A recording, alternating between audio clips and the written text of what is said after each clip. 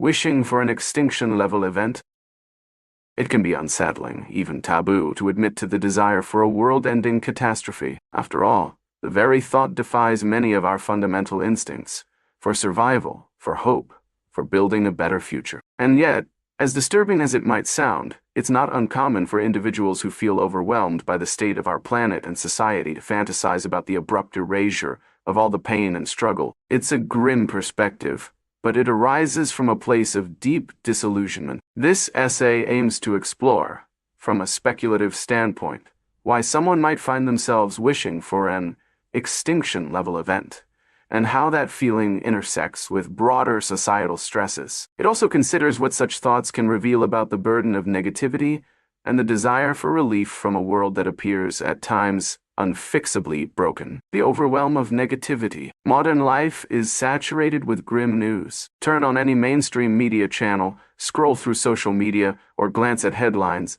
and it often feels like the planet is in a perpetual state of crisis. Genocides in distant lands. The resurgence of diseases once thought controlled. The planet warming due to unsustainable industries, warfare in the name of religion or resources, entrenched political systems that serve elites rather than the collective good. The list can appear endless. When someone repeatedly confronts these headlines, the negativity can pile up. A sense of hopelessness might eclipse every glimmer of positivity. The resulting mindset is, no matter what we do, the problems remain. No matter how hard we try, we end up in cycles of greed and violence. Against that backdrop, wishing for an extinction-level event can be seen as a drastic mental escape valve. It's a response to feeling that the collective wrongdoing has become so immense that only a total reset would suffice. Rather than a direct statement of suicidal ideation or a desire for personal harm, this wish for widespread cataclysm might express an all-encompassing sense of defeat. It's not necessarily about wanting to die.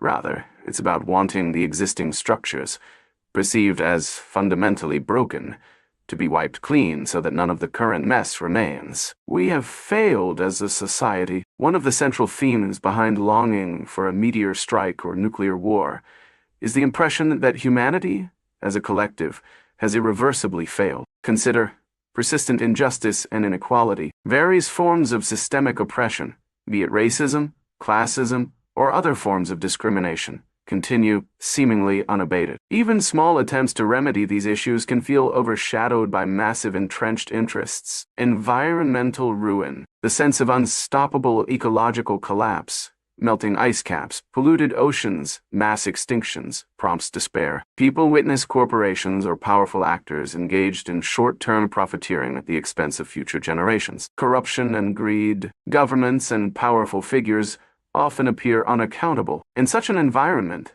cynicism about democracy or about any form of governance can grow, leading one to question if the system has any redemptive path. Warfare and conflicts fueled by religion, territory, or tribal loyalties often lead to civilian suffering, and after centuries of repetition, it's easy to conclude we have learned nothing from history. All these accumulate into the perspective that nothing truly changes. Instead of glimpses of progress, some see repeated cycles of violence and exploitation. To them, an extinction-level event might represent a kind of cosmic or natural judgment, or at least a definitive end to the endless repetition of humanity's sins. Distinguishing between suicidal ideation and despair about humanity. When someone says, "I pray for a meteor to strike," or "I want a nuclear war to wipe everything out," it can sound alarmingly close to suicidal thoughts. However, there's a nuanced difference for many who express these sentiments. They are not necessarily seeking their own demise as an individual, nor are they actively planning harm toward others. Instead, they are articulating a deep disillusionment with the collective entity called society. In many cases, those who talk in this way might still have personal motivations to keep living, to maintain relationships with loved ones. Their frustration is with the grand structure of civilization. It's an existential yearning for the world itself to stop, so to speak. This difference is important to acknowledge. Someone who voices such an extreme wish might still need professional mental health support, because underlying depression, anxiety, or trauma can fuel these thoughts, but it doesn't always equate to wanting to end one's own life. It's a sweeping condemnation of the status quo, the role of news cycles and social media. It's no coincidence that many who feel this way speak of deleting social media, or needing to get off the internet. The endless negative stream, curated by algorithms for maximum engagement, can create an illusion that the entire planet is engaged in unceasing cruelty or trivial arguments, without a counterbalance, such as uplifting stories, local community connections, or acts of kindness in one's immediate environment. The overarching narrative can become unrelentingly grim. Some mental health experts suggest digital detoxes or limiting news consumption, precisely because the brain is not wired to process global tragedies at a constant rate. Historically, communities were aware of local problems and occasional news from afar, but now one can be inundated with every tragedy from every continent all day, every day. The result is an amplifying effect, leaving some convinced that only a final apocalypse could end this cycle. Philosophical and ethical underpinnings. A few deeper philosophical angles might inform this sentiment. Pessimistic realism. The viewpoint that humans, in essence, are driven by greed, tribalism, or self-interest, thus ensuring repeated cycles of harm. From that vantage point, cataclysm is the inevitable conclusion to a doomed species. Environmental catastrophism, linked to the notion that Earth's ecosystem is on a downward spiral. Some see an extinction-level event as a reset button, ironically freeing the planet from human-caused devastation. The hope might be that some new life could flourish eventually, unburdened by humankind's errors. Religious or cosmic judgment themes. In some frameworks, wishing for an apocalypse is akin to hoping for a final day of reckoning. Whether shaped by traditional eschatology or a personal moral code, it's the idea that the universe itself might pass judgment on human wrongdoing. Anti-natalist or post-humanist views.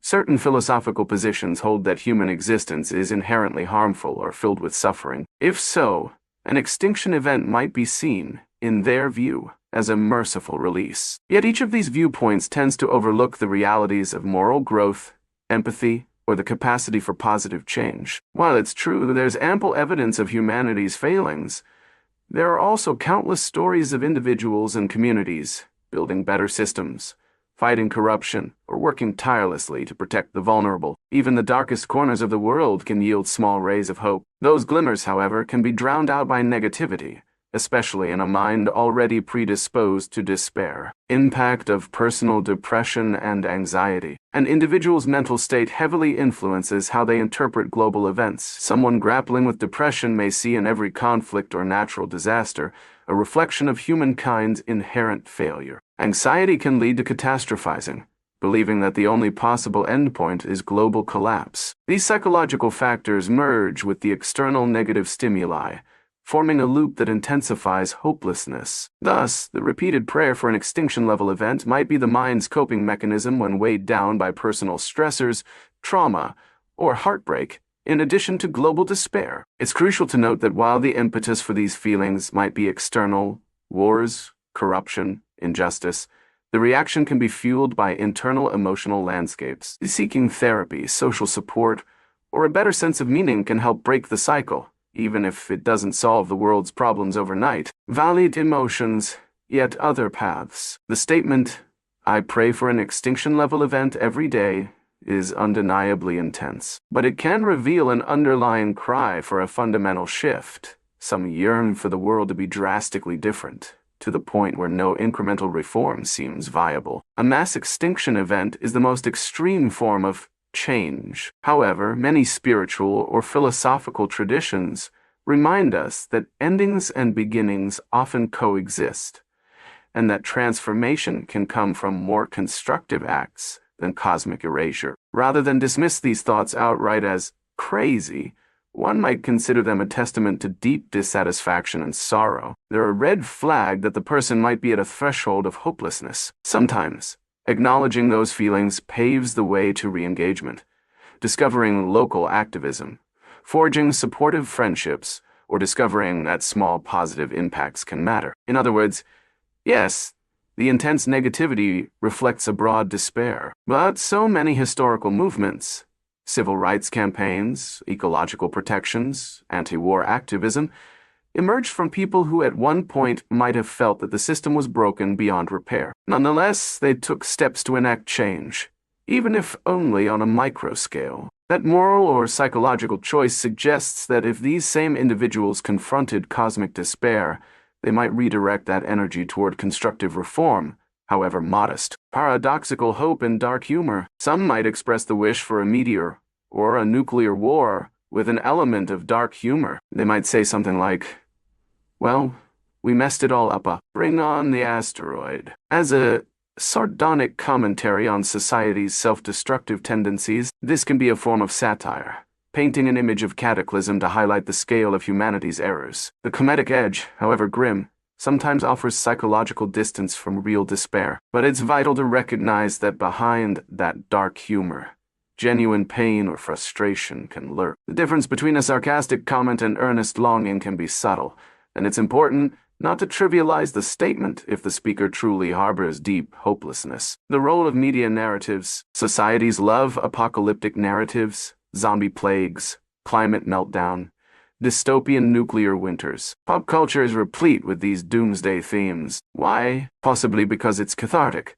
Seeing fictional characters face total collapse and either survive or succumb resonates with the tension many feel about real global threats. For some, these stories reaffirm that even after an apocalypse, pockets of hope or community might remain. For others, they confirm the suspicion that humanity is on an inevitable path to ruin. When real-world news merges with this fictional inclination, it can amplify a longing to just end it, especially when the news feeds appear to read like the opening chapters of a dystopian novel. In that sense, the daily gloom can bleed into a meltdown fantasy, where the person craves a swift final act because the alternative, continued slow decay, seems worse. Validating the feeling without endorsing the conclusion. It might be helpful for anyone who resonates with this feeling to hear that they're not alone or crazy for thinking it. Despair is a universal emotion in the face of massive, seemingly unresolvable problems. The notion of a cosmic reset can feel like a twisted comfort, a final release from the burdens of witnessing cruelty and environmental harm. But acknowledging that the feeling is valid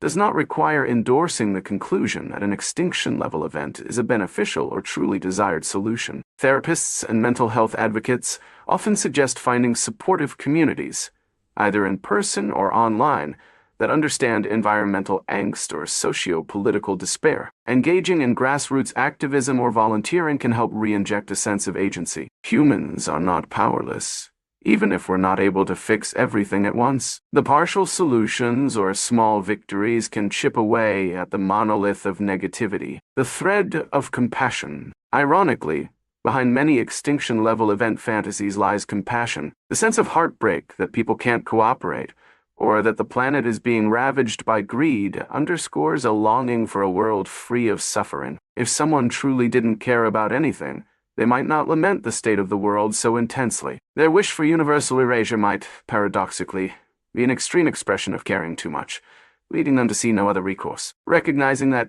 care turned to despair might open a path to rechannel that care. If the impetus is that cruelty should end, maybe certain forms of activism, mutual aid, or communal support become partial remedies. While that might not eradicate the entire system's flaws overnight, it can create pockets of hope, room for realistic optimism. Many luminaries, from scientists to social reformers, have insisted that while the problems are vast, so is our capacity for resilience and innovation. Some highlight that violent conflict has decreased over the long arc of history, that literacy rates have soared, and that emergent generations show greater awareness of issues like climate change or social justice. The doomsday perspective can overshadow these gains, but they are real nonetheless. If one sees these pockets of progress, it might mitigate the longing for a final cataclysm. The argument becomes, if humans can incrementally fix some of our failings, be it phasing out destructive energy sources or bridging cultural divides,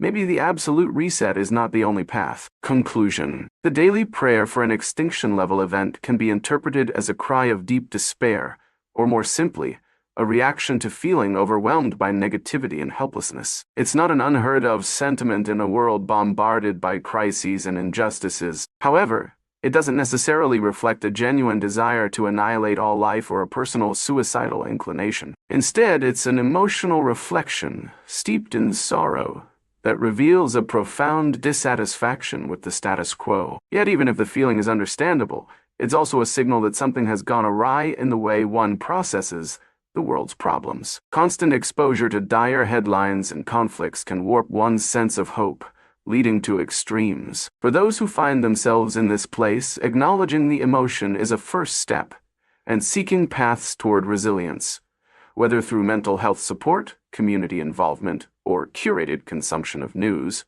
can prevent that despair from becoming all-consuming. In the end, it may be that the human condition is a push-pull between acknowledging the darkness of the present and recognizing that not everything is lost. If part of us yearns for cosmic apocalypse, perhaps another part, however small, still harbors a flicker of hope for transformation, or at least for meaningful pockets of compassion and beauty. That latter spark, if nurtured, can help us remain grounded, even when the world's troubles loom large.